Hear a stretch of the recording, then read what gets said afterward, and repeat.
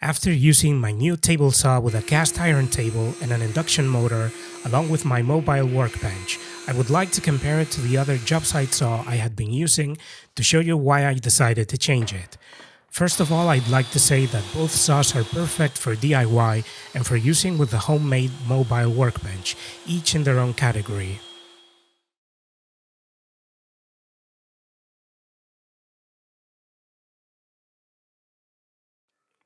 Even though there are more than just these two types of table saws, these two are the most used. I think the main variables to take into account when choosing a saw for your workshop are the type of motor, its power, the material of the work table, and its weight. A job site saw with a cast aluminum table weighs around 15 to 25 kilograms. A bench table saw with a cast iron table, such as this one, weighs around 90 kilograms. This huge difference in weight makes the former ideal if you want to take it somewhere, like a construction site. This is the motor of the DeWalt 7492QS job site saw. It has a universal brush motor which rotates at around 4800 revolutions per minute. This is the 2000 watt model, so it's quite a powerful motor. The Axminster brand table saw with a cast iron table has an induction motor of 1500 watts and 3000 revolutions per minute. Brush motors are lighter, louder, and less stable than induction motors. This makes it so that the vibrations of an induction motor aren't felt as much, making the experience of working on the table very different. Besides the motor, the total weight of the saw with a cast iron table is a plus when it comes to stability when working. Excessive vibration can also be due to the fact that in job site saws, the motor is usually attached to the underside of its aluminum table. In the case of table saws with cast iron tables, the motor is attached to the body of the saw. Even though the saw with a cast iron table is less powerful, I haven't felt the difference when working. I think the inertia of the rotation of its heavier blade makes up for this small difference in power. If we look at the manufacturer's specifications, there isn't that big of a difference when it comes to how noisy these saws are. The impression I get is that the saw with a cast iron table and induction motor is quieter. The only problem of an induction motor, besides its weight and size, is that it generally doesn't have an electronic brake to stop the blade's rotation, which universal brush motors do. Due to this and to the inertia of the rotation, the induction motor saw takes about 3 times as long to stop. This would be a small plus to the job site saw. Cast iron table saws have bigger and heavier shafts and bearings. They generally also have a more powerful motor, making them able to support thicker blades. Typically, blades are about 3.2 millimeters thick. With other saws, it's best to use a 2.5 millimeter blade. Thicker blades tend to bend less when working and make better cuts. The thread lead screw for lifting the blade on the cast iron table is also more robust and operates more smoothly. In job site saws, it's important to make these components lighter. A related point is the time it takes to lift or lower the blade. It's much quicker on a cast iron table saw, definitely another great advantage.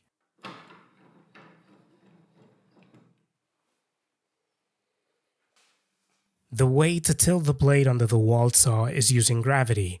It's a very awkward and imprecise system.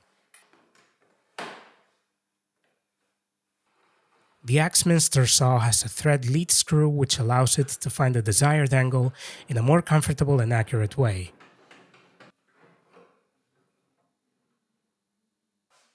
Something that came as a pleasant surprise about the DeWalt saw some time ago was the coupling system of its driving knife. All you have to do is pull a lever and pull the knife, even if the zero clearance is in place. A far cry from the Axminster's slow and awkward system.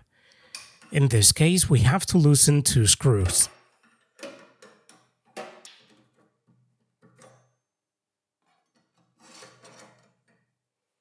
The maximum cutting height is similar for both saws, around 80 millimeters.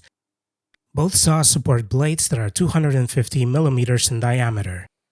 In this shot, you can see how the paint that covers the aluminum on the work table has worn off, something that will never happen in a cast iron table. The Axminster saw has standard size miter slots, 3/4 of an inch or 19.05 millimeters. In the DeWalt, the slots are a few tenths of a millimeter bigger than usual, which can cause problems when using accessories such as the miter gauge. It's time to talk about dado blades. The DeWalt saw has a long 30mm shaft which can support dado blades of smaller diameters, making it more versatile. Not many Jobsite saws allow you to use dado blades.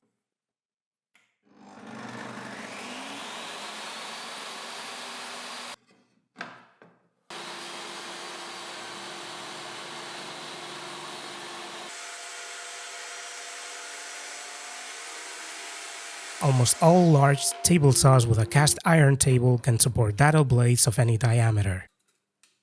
In this case, since it's a small bench saw, the shaft is only 20mm long. I've made a small modification in the shaft so that I can use part of the dado set I have in my workshop.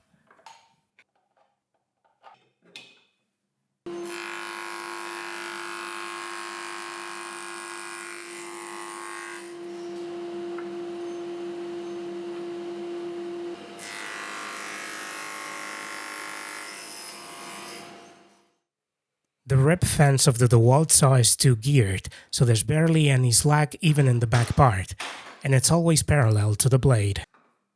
The downside is you'll have to change its position depending on the size of the cuts.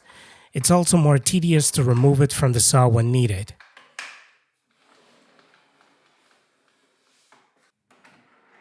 This was fairly annoying when I was using it with a Mobile Workbench, but it won't happen with a new cast iron saw.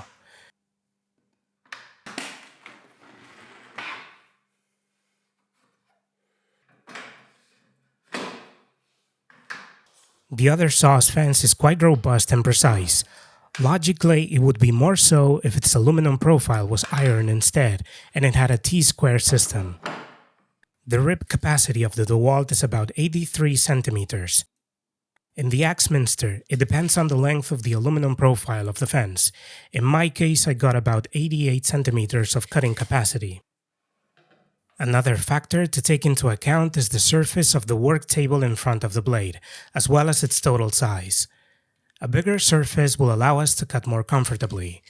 Both saws have a similar distance to the blade, about 21 centimeters. I made a small in-feed table for the Axminster saw fence, allowing me to reach 34 centimeters. The Axminster saw work table boasts a greater depth, about 68 centimeters, compared to the DeWalt's 56 centimeters. This results in a greater distance between the end of the blade and the back of the table. The width of the Axminster saw is about 48 centimeters, while the DeWalt is about 68 centimeters. Bench saws typically don't have large work tables.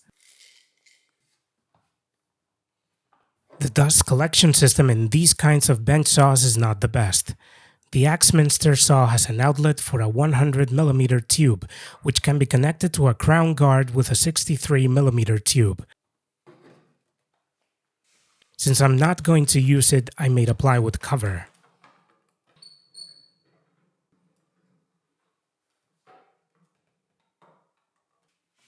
The DeWalt has a single 63mm outlet, which can be fitted with an attachment to reduce it to 35mm. In these shots, you can see the entire motor and dust removal system is fairly weak, and you could easily end up moving the blade. Almost all cast iron saw tables have a cabinet stand that goes all the way to the floor. These bench saw models usually offer the option to attach an iron stand, often with wheels. They're also sold with extensions so that you can have a bigger work table.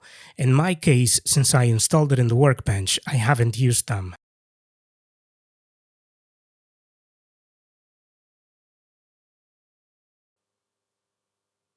I don't think there's a single answer to this question. Each saw has its own advantages, but in my opinion, for the kind of projects I do, the cast iron table saw offers more advantages than the Jobsite saw. Ideally, perhaps we should have both kinds of saws, but if you can only have one and you're not going to use it outside your workshop, I recommend trying a model with a cast iron table.